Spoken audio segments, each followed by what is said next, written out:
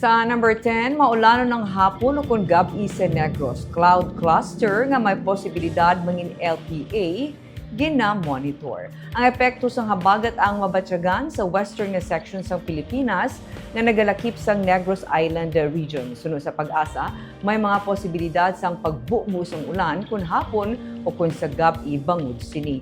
Ma-eksperyensyahan ang ini nga mga pag-ulan sa masunod nga duha o kung 3 ka adlaw. Sa Miyerkules, mas malapad nga area mahimo maapektuhan sang habagat. Samtang may pagtipon-tipon sa panganod o kung cloud cluster nga ginamonitor sa gwa sang Philippine Area of Responsibility ang pag-asa nga ginapaabot nga mangin isa ka LPA sa sini nga semana.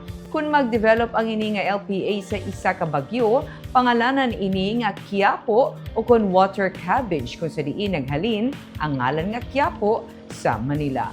Kung magdungan ang epekto sa habagat kag isang bagyo sa Pilipinas, mahimo ini magresulta sa mabunok nga ulan kag pagbaha. Gani padayon lang sa pag-monitor sa weather update para may ihibalo sa manginlakat sang panahon.